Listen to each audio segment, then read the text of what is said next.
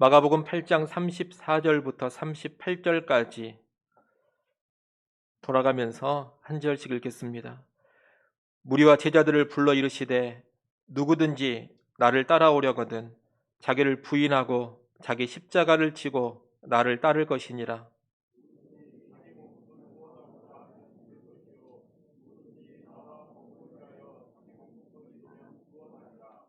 사람이 만일 온 천하를 얻고도 자기 목숨을 잃으면 무엇이 유익하리요?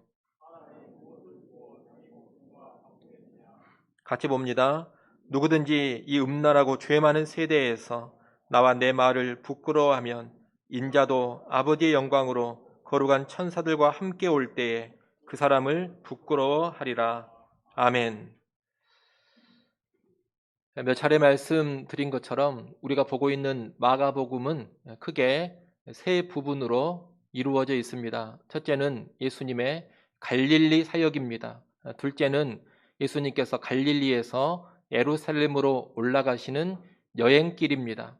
그리고 마지막 세 번째는 예수님의 예루살렘 사역입니다. 마가복음 8장 26절까지 해서 예수님의 갈릴리 사역이 마무리됩니다. 그리고 8장 27절부터 예수님이 예루살렘으로 올라가시는 여행길이 시작됩니다. 이 여행의 시작점에서 베드로는 예수님을 향해 주는 그리스도 곧 메시아라는 신앙의 고백을 합니다. 이 신앙 고백은 대단히 복된 고백입니다. 당시 많은 사람들은 예수님이 누구신지를 제대로 몰랐습니다. 기껏 생각하는 것이 예수님은 위대한 선지자 중에 한 사람이다, 이 정도였습니다. 그런데 베드로는 예수님이 구약에서부터 약속된, 예언된 바로 그 메시아라는 것을 알고 예수님은 그리스도십니다라고 신앙 고백을 했던 겁니다. 하지만 베드로는 예수님이 메시아라는 것은 알았지만 어떤 메시아이신지는 몰랐습니다. 베드로는 예수님을 영광의 메시아로만 알았습니다. 이 세상에서 큰 영광과 권능을 누리는 메시아, 이것이 베드로가 알고 있는 메시아였습니다. 그런데 이것은 비단 베드로만의 생각이 아니었습니다. 당시 모든 유대인들이 베드로와 같은 생각을 가지고 있었습니다. 마가복음 8장 30절에 보면 이 베드로의 신앙 고백 후에 예수님은 뭐라고 말씀하시느냐? 자기의 일을 아무에게도 말하지 말라, 이렇게 경고를 하셨습니다. 내가 메시아라는 것을 그 누구에게도 알리지 말라고 하신 겁니다. 여러분, 왜 아무에게도 내가 메시아라는 것을 알리지 말라고 하십니까? 이것은 당시 유대인들의 오해 때문입니다. 당시 유대인들은 정치적이고 군사적인 메시아를 원했습니다. 당시 유대 민족은 로마 제국의 식민 지배를 받고 있었는데 유대인들은 이제 메시아가 오면 로마의 식민 지배로부터 우리 민족을 구원해주고 우리에게 큰 영광을 가져다 주리라, 이런 생각을 하고 있었습니다. 정치적이고 군사적인 메시아를 갈망했던 겁니다.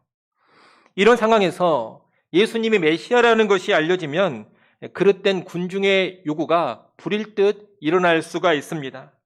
정치 군사적인 목적을 가지고 사람들이 예수님께 모여들 것이고 로마 제국과 한번 전쟁을 하자, 이런 운동이 일어날 수도 있는 겁니다.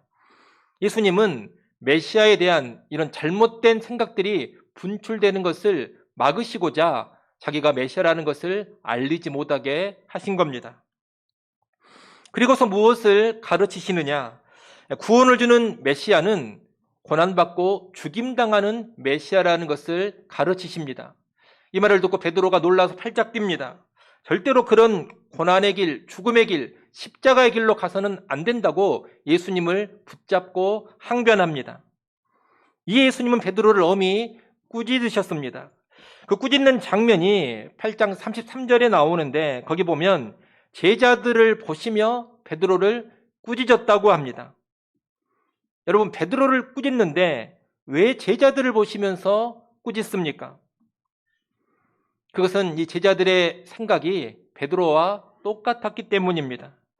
베드로만 그런 것이 아니라 다른 모든 제자들도 예수님을 영광의 메시아로만 알고 있습니다. 그리고 이제 메시아이신 예수님을 따라 예루살렘으로 올라가면 예수님과 더불어 자기들도 이 땅에서 큰 영광과 권세를 누릴 것이다. 그런 기대에 부풀어 있었습니다.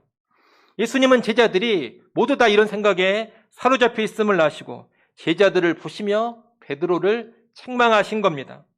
베드로를 책망하셨지만 실상 모든 제자들을 다 책망하신 겁니다. 그리고 제자들에게 제자의 삶이란 십자가를 지는 삶이라는 것을 가르치십니다. 이 십자가 지는 삶을 제자도라고 할 수 있는데 이 제자도는 예루살렘으로 올라가는 여행길에서의 핵심적인 주제입니다. 예수님이 예루살렘으로 올라가시는 길은 십자가를 지려고 가시는 길, 곧 십자가의 길입니다. 예수님은 앞장서서 그 십자가의 길을 가시면서 제자들에게도 십자가를 지는 삶, 제자도가 무엇인지를 가르쳐 주시는 겁니다. 우리가 앞으로 예루살렘으로의 여행길을 쭉 보게 될 텐데 이 예루살렘으로 여행길을 보면서 제자도가 핵심이라는 것을 계속 기억하시면 좋겠습니다. 오늘 우리가 읽은 본문은 이 여행길의 시작점에서 그 제자도, 십자가의 삶을 기본적으로 가르쳐 주시는 말씀입니다. 여러분 오늘 본문 34절 말씀을 같이 한번 읽어보겠습니다. 34절 함께 읽습니다. 무리와 제자들을 불러 이르시되 누구든지 나를 따라오려거든 자기를 부인하고 자기 십자가를 지고 나를 따를 것이니라. 아멘. 예수님은 나를 따라오려거든, 다시 말해 내 제자가 되려거든 자기를 부인하고 자기 십자가를 지고 나를 따라야 한다고 말씀합니다. 자기를 부인하고 자기 십자가를 지는 것, 이것이 십자가의 삶인데 이 십자가의 삶이 있어야지만 예수의 제자라는 겁니다. 여기에는 그 누구도 예외가 없습니다. 여러분, 교회 다닌다고 해서 예수님의 제자인 것 아닙니다. 교회에서 중직자가 되었다고 예수의 제자인 것도 아닙니다. 신학교에 가고 신학교 졸업한 후에 목사 안수 받아서 교회 사역하고 있다 해서 그 사람이 곧 예수의 제자인 것도 아닙니다. 목회자가 교회를 잘 성장시키고 목회자가 자기 사역을 크게 성공시켰다고 해서 그 목회자가 곧 예수의 제자인 것도 아닙니다. 예수의 제자는 오직 무엇으로 분별을 하느냐? 자기를 부인하고 자기 십자가를 지고 주님을 따르는가? 이것을 가지고 분별을 하는 겁니다. 자기를 부인하고 자기 십자가를 져야지만 그 사람이 진짜 예수의 제자라는 겁니다. 그러면 자기를 부인하고 자기 십자가를 지는 삶이라는 게 대체 어떤 삶입니까? 자기를 부인한다는 것은 자기의 뜻, 자기의 욕망, 자기의 야망을 거부하고 포기하는 것입니다. 자기의 뜻, 자기의 욕망에 대해서 아니요, 노라고 말하는 것, 여러분 이것이 자기 부인입니다. 그리고 자기 십자가를 진다고 했는데 이 자기 십자가라는 것은 하나님께서 나에게 주시는 하나님의 뜻을 의미합니다. 그러니 자기 십자가를 지는 것은 나를 향한 하나님의 뜻에 순복을 하는 겁니다. 다시 말하면 나를 향한 하나님의 뜻에 대하여서 예라고 말하며 순종을 하는 것, 이것이 자기 십자가 지는 겁니다. 하나님은 우리 각자에게 원하시는 뜻이 있습니다. 그런데 그 뜻이 나의 뜻, 나의 원함과 일치하지 않는 경우가 너무나 많습니다. 나는 건강을 원하는데 하나님은 질병을 주시면서 참고 견디라 하실 수가 있습니다. 나는 건강한 아이를 원하는데 하나님은 장애가 있는 아이를 주시면서 사랑으로 품고 키우라 하실 수 있습니다. 나는 부모의 말을 잘 듣고 온전히 순종하는 자녀를 원하는데 하나님은 반항하는 자녀를 허락하시며 인내하며 기도하라 하실 수도 있습니다. 나는 형통을 원하는데 하나님은 나에게 커다란 실패와 아픔을 당하게 하시면서 그 아픔 속에서 주님만을 바라보라고 하실 수도 있습니다. 나는 통쾌한 복수를 원하는데 하나님은 그 사람을 용서하라고 명하실 때도 있습니다. 때로 나에게 힘든 헌신을 요구하실 때도 있고 나의 귀한 것을 내려놓으라고 하실 때도 있습니다. 큰 수고와 큰 희생을 감당해야만 하는 길로 가라고 하실 때도 있고 커다란 불이익을 당해야만 하는 길로 가라고 하실 때도 있습니다.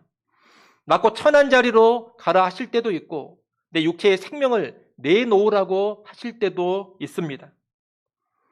그럴 때 우리는 나의 뜻과 나의 생각을 버리고 하나님의 뜻을 따라야 합니다. 그렇게 사는 것이 자기를 부인하고 자기 십자가를 지고 사는 겁니다. 그것이 십자가의 삶입니다. 이를 간단히 말하면 하나님의 뜻 앞에서 내가 죽어지는 삶이라고 말할 수가 있겠습니다. 갈라디아서 5장 24절에 보면 이 십자가의 삶을 이렇게 말합니다. 갈라디아서 5장 24절 말씀 우리 같이 한번 읽어보겠습니다. 함께 읽습니다. 그리스도 예수의 사람들은 육체와 함께 그 정욕과 탐심을 십자가에 못 박았느니라. 아멘. 그리스도 예수의 사람들, 신자들, 예수의 제자들은 어떤 사람들이냐? 죄성에 깃든 육체와 함께 내 뜻, 내 욕망, 내 욕심을 다 십자가에 못 박아버린 사람입니다. 다 못 박아버리고, 다시 말해 거기에 대해서는 다 죽어져 버리고 하나님이 원하시는 대로만 살아가는 사람들, 그들이 바로 예수의 사람들, 예수의 제자입니다. 갈라디아서 2장 20절 상반절에서는 십자가의 삶을 또 이렇게 말합니다. 갈라디아서 2장 20절 상반절 제가 읽습니다. 내가 그리스도와 함께 십자가에 못 박혔나니 그런즉 이제는 내가 사는 것이 아니요 오직 내 안에 그리스도께서 사시는 것이라. 바울의 말인데 바울은 자기가 예수 그리스도와 함께 십자가에 못 박혔다고 합니다. 예수 안에서 자신의 뜻과 자신의 생각과 자신의 욕망에 대해 죽어졌다는 의미입니다. 그래서 이제는 내가 사는 것이 아니라 내 안에 예수께서 사시는 것이다 라고 말합니다. 내 뜻, 내 욕심, 내 욕망은 다 죽어져 버렸고 이제 예수의 뜻으로만, 예수의 뜻대로만 내가 살아간다, 이런 고백입니다. 여러분, 이런 삶이 십자가의 삶이요 제자의 삶입니다. 특히 예수님은 이 십자가의 삶과 연관해서 자기 십자가를 지라 하셨습니다. 우리 각자의 십자가가 다들 다릅니다. 하나님은 우리 모두에게 똑같은 십자가를 주시지 않습니다. 똑같은 삶을 요구하시지 않습니다. 우리 각자를 향한 하나님의 뜻이 있습니다. 주시는 십자가의 크기와 무게가 다 다릅니다. 예컨대 저는 목사로서 목사의 십자가를 지고 주님을 따릅니다. 목사이기 때문에 내려놓고 포기해야 하는 것이 있습니다. 다른 성도들은 안 해도 되지만 목사이기에 해야 하는 일도 있는 겁니다. 목사이기에 져야 하는 목사만의 십자가가 있습니다. 또 많은 목사님들이 계시지만 다 똑같을 수가 없습니다. 많은 목사님들 가운데 저에게만 주시는 나의 십자가가 있습니다. 그것은 나만이 져야 하는 십자가인 겁니다.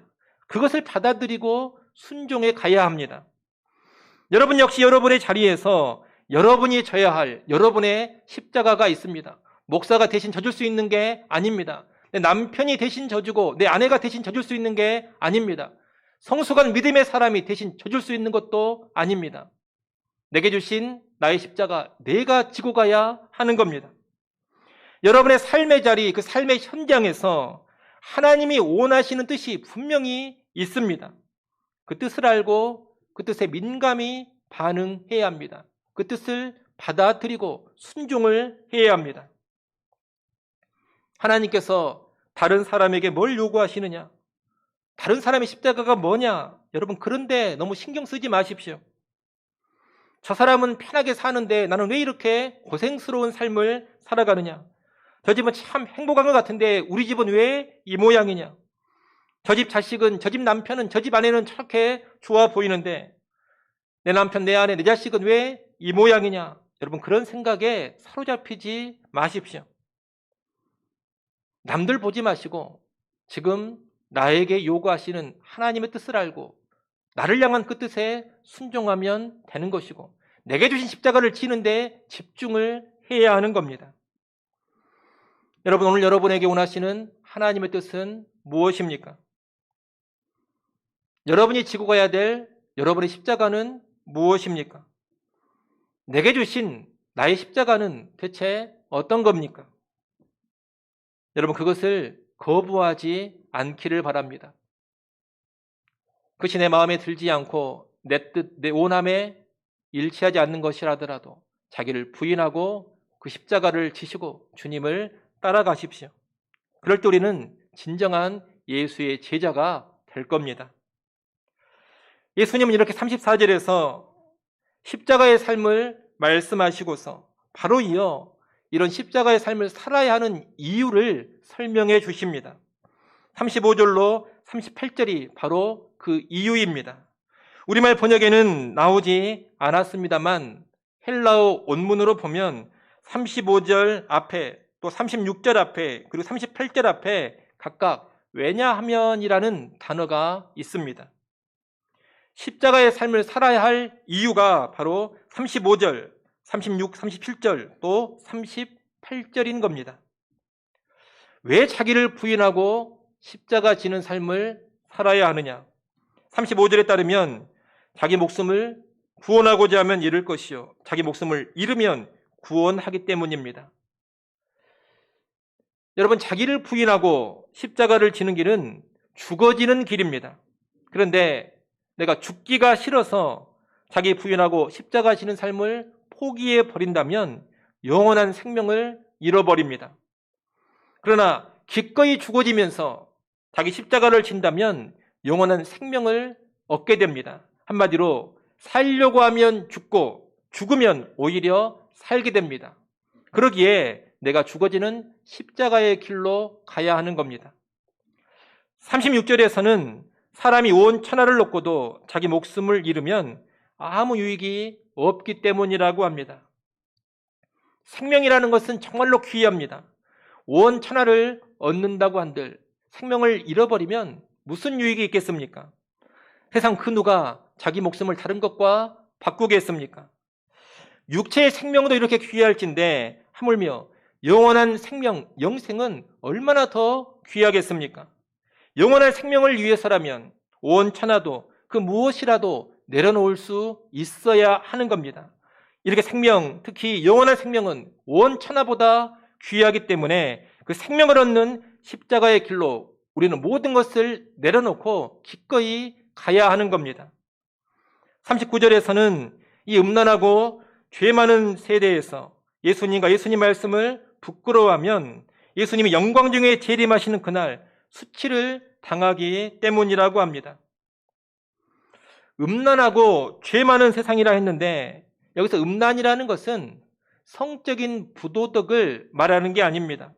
영적인 음란입니다. 하나님이 아닌 다른 것을 사랑하고 하나님 아닌 다른 것을 섬기며 사는 것, 여러분 이것이 영적 음란입니다. 그리고 죄라는 것은 하나님을 거스르고 대적하는 일을 말합니다. 이 세상은 하나님을 거부하고 다른 것을 사랑하고 섬깁니다. 하나님을 거스르고 대적합니다. 이런 세상이기 때문에 예수님을 믿고 예수님 말씀대로 살아가고자 하면 조롱과 멸시가 있기 십상이고 환난과 핍박을 당하기가 쉽습니다. 그래서 어떤 사람들은 예수를 믿는다, 교회를 다닌다 하면서도 이 음란하고 죄 많은 세상에서 예수님과 예수님 말씀을 부끄러워합니다. 자기를 부인하고 십자가의 길로 가지를 못합니다. 이 세상에서 하나님 뜻대로 살지를 못하는 겁니다. 예수님은 그렇게 살아간다면 재림의 날에 나도 그 사람을 부끄러워하겠다고 하십니다. 그 사람은 영원한 영광에 동참하지를 못하고 오히려 영원한 수치를 당하게 된다는 겁니다. 그런 영원한 수치를 당하지 않으려면 이 악하고 음란한 세상에서 적극적으로 자기를 부인하고 십자가 지는 길로 나가야 하는 겁니다. 이것이 38절의 말씀입니다. 결국 35절부터 38절 말씀은 무슨 말이냐? 영원한 생명을 얻고 영원한 영광을 누리기를 원한다면 자기를 부인하고 자기 십자가 지는 삶을 살라는 겁니다. 여러분, 예수님께서 왜 제자들에게 자기를 부인하고 자기 십자가를 지라고 하시겠습니까? 고생이나 하라고 그런 말씀하시는 게 아닙니다. 너도 좀 힘들게 한번 살아봐. 여러분, 이런 의도에 사시는 게 절대 아니라는 겁니다. 왜 십자가의 삶을 제자들에게 요구하시느냐? 이 십자가의 삶이 정말로 복되고 좋은 삶이기 때문입니다. 십자가의 삶으로 나아가야지만 영생을 얻고 영생을 풍성히 누리며 영원한 영광을 보장받을 수 있기 때문입니다. 이 십자가의 삶이 결국에 최고의 복이 되기 때문에 십자가를 지라고 명하시는 겁니다. 사람들은 종종 이 십자가의 삶 그러면 어떤 감정을 갖느냐? 뭔가 슬프고 우울하고 어두운 감정을 갖습니다. 십자가의 삶 그러면 왠지 분위기가 우울해집니다. 부정적인 정서가 지배적입니다. 하지만 여러분, 그것은 커다란 착각입니다. 십자가의 삶은 기쁜 겁니다. 십자가의 삶은 밝은 것이고 긍정적인 것입니다. 환희에 찬 것입니다. 여러분, 힘들고 어려운 것이 그 자체로 곧 불행인 것은 결코 아닙니다. 또 힘들고 어렵다고 해서 그것이 곧 슬픔으로만 도배되는 것도 아닙니다. 사람은 힘들고 어려운 중에도 얼마든지 행복할 수가 있고 힘들고 어려운 중에도 커다란 기쁨을 얼마든지 누릴 수 있습니다.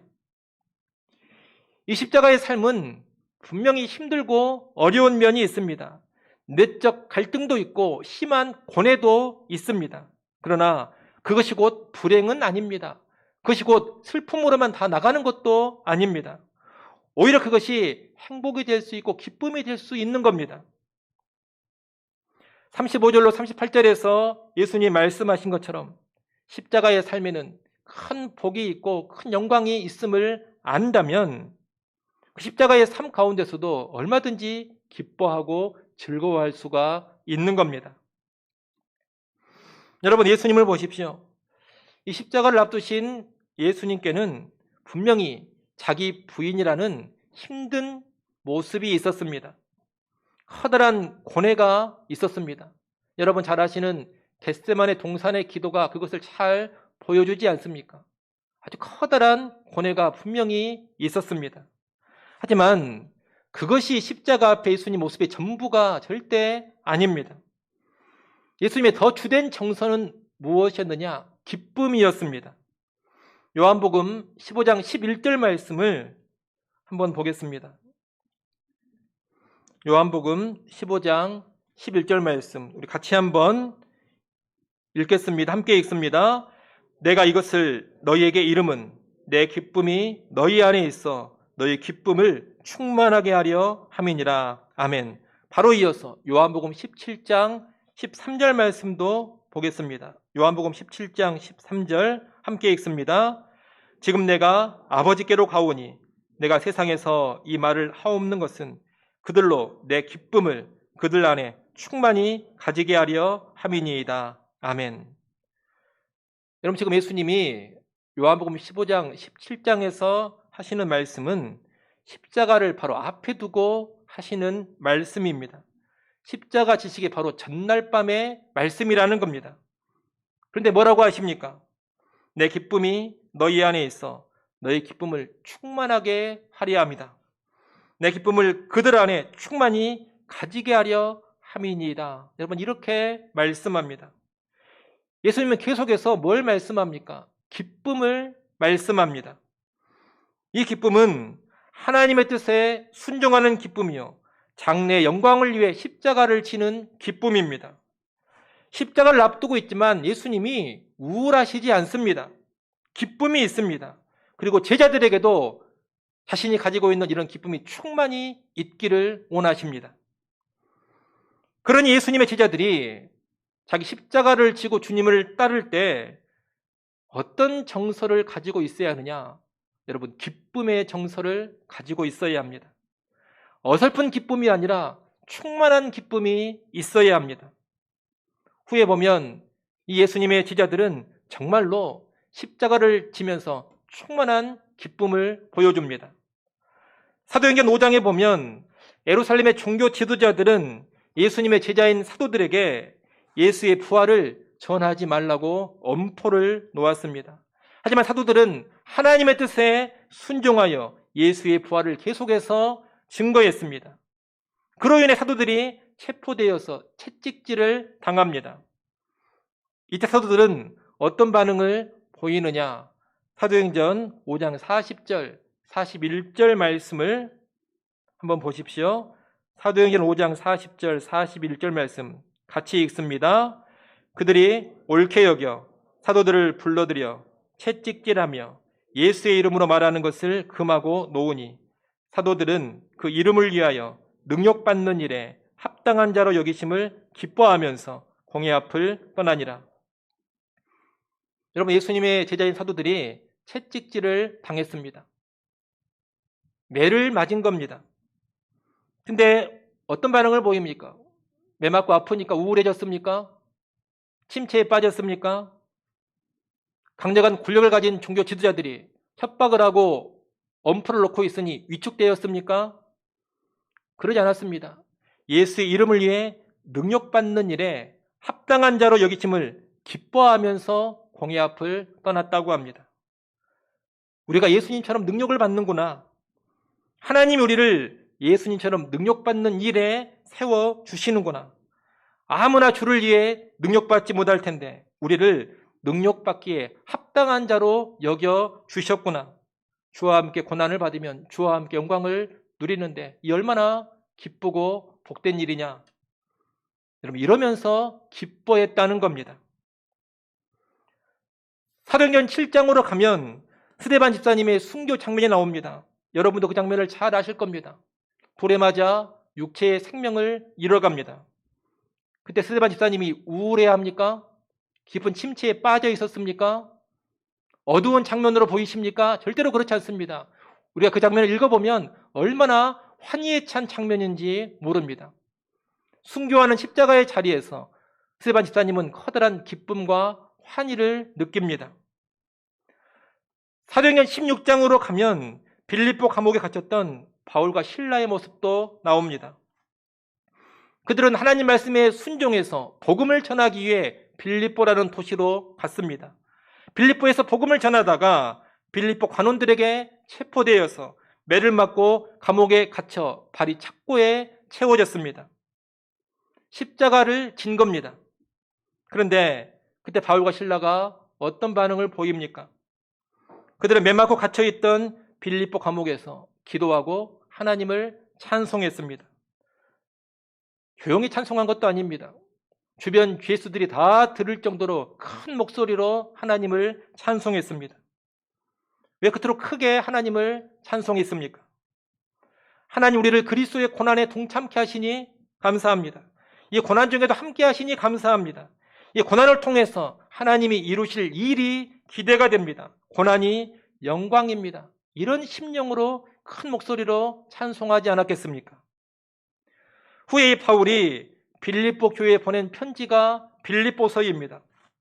빌립보에서 복음을 전할 때도 감옥에 갇힌 적이 있는데 이 빌립보 교회에 편지를 보낼 때에도 바울은 감옥에 갇혀 있었습니다. 감옥에 갇혀 있는 중에 보낸 편지가 빌립보서입니다. 십자가 지면서 그 편지를 쓴 겁니다. 그런데 여러분, 빌립보서에서 무슨 단어가 제일 많이 나옵니까? 기쁨이라는 단어가 제일 많이 나옵니다. 바울은 기쁘다고 합니다. 빌립보 교회 성도들 향해서 너희도 기뻐하라고 합니다. 얼마나 기쁨이 충만했으면 빌립보서를 읽어보면 계속해서 기쁨, 기쁨, 기쁨 이렇게 말합니다. 십자가를 지고 있지만 바울의 심령에 기쁨이 충만했다는 겁니다. 여러분, 이렇게 예수님의 제자들은 십자가의 삶을 살면서 우울해하지 않았습니다. 우중충하게 있지 않았습니다. 기쁨이 충만한 가운데 있었습니다. 예수님이 그러셨던 것처럼 예수님의 제자들도 십자가의 길을 가면서 충만한 기쁨을 누렸던 겁니다. 여러분, 이것이 바로 기독교입니다.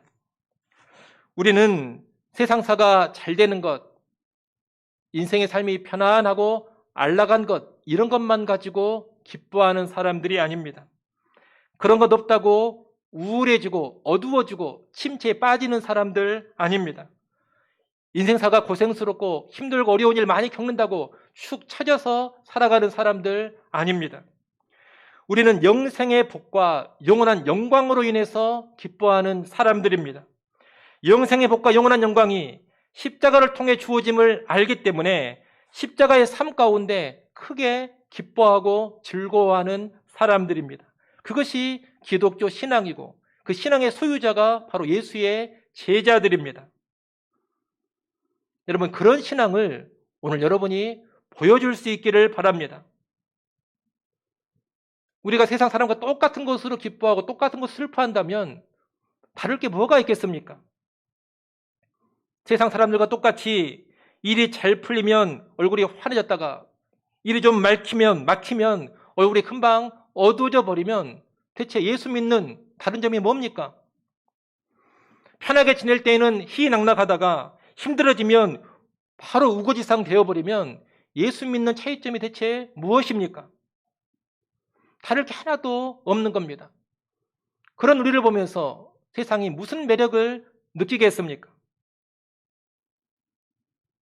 여러분, 우울하게 신앙생활하지 마십시오. 말씀에 순종하면서 찡찡하게 살지 마십시오. 자기를 부인하고 순종하는 삶, 십자가 지는 삶을 어둡게 보지 마십시오. 주를 위해 고난당하는 것을 서글프게 생각하지 마십시오.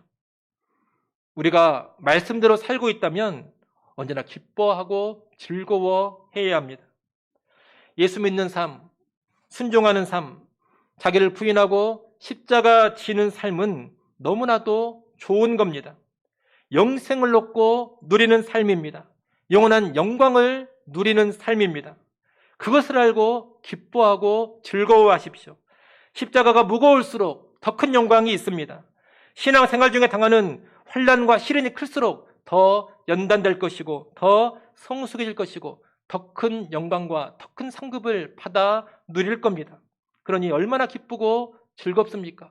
그래서 신자는 환난 중에도 기뻐하고 즐거워하는 겁니다. 찬송가 458장에 보면 그런 가사가 나옵니다. 참 기쁜 마음으로 십자가 지고 가라. 우울하게 지고 가지 말라는 겁니다. 참 기쁜 마음으로 기쁨이 충만한 가운데 십자가를 지고 가라는 겁니다. 여러분, 참 기쁜 마음으로 십자가 지고 가는 것, 이것이 제자의 삶입니다. 십자가의 삶이 쉬운 것은 아닙니다. 때로 슬프고 어두운 마음이 깃들일 수도 있습니다. 그러나 십자가의 길로 기뻐하며 앞서가신 예수 그리스도를 묵상하고 십자가를 지면서 크게 기뻐했던 믿음의 선진들을 묵상하십시오. 십자가의 길이 영광의 길이라는 것을 묵상하십시오. 왜 십자가의 길로 가라고 알려주신 오늘 본문 35절로 38절의 말씀을 깊이 되새기십시오. 그렇게 십자가의 삶을 깊이 묵상한다면 기쁨이 슬픔을 압도하게 됩니다. 샘솟는 기쁨이 솟아나서 고난과 역정을 압도하게 됩니다. 그래서 기뻐하고 즐거워하게 되는 겁니다. 즐거운 마음으로 십자가를 지고 가는 겁니다. 주님 따라가는 길, 주 따라가는 길 험하고 멀어도 찬송을 부르면서 뒤따라가게 되는 겁니다. 여러분, 우리는 기복신앙을 추구하지 않습니다. 세상에서 편안하고 잘 먹고 잘 사는 것, 그것이 우리 목표 아닙니다. 아무 어려움 없이 고생하지 않고 고난 없이 살아가는 것, 그것이 우리의 목표 아닙니다. 우리는 뭘 추구하느냐? 십자가의 신앙을 추구합니다. 세상 복을 추구하는 것이 아니라 십자가가 가져다주는 영생의 복, 영원한 영광을 추구합니다. 그저 세상살이 복으로만 즐거워하고 기뻐하지 않습니다. 우리는 십자가가 가져다주는 영원한 복으로 인해서 기뻐하고 즐거워합니다.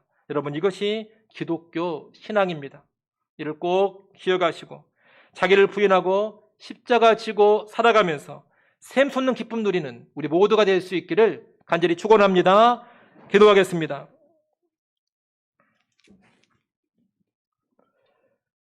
하나님 아버지, 자기를 부인하고 십자가를 지는 삶, 내 뜻에 대해서는 아니오라고 말하고 하나님의 뜻에 대해서는 언제나 예라고 답하는 삶 살게 하여 주시옵소서. 이 십자가의 삶이 영생을 얻고 누리며 영원한 영광 누리는 길임을 깨닫게 하시고 십자가의 삶을 기쁨으로 살게 하여 주시옵소서. 예수님의 이름으로 기도드리옵나이다. 아멘.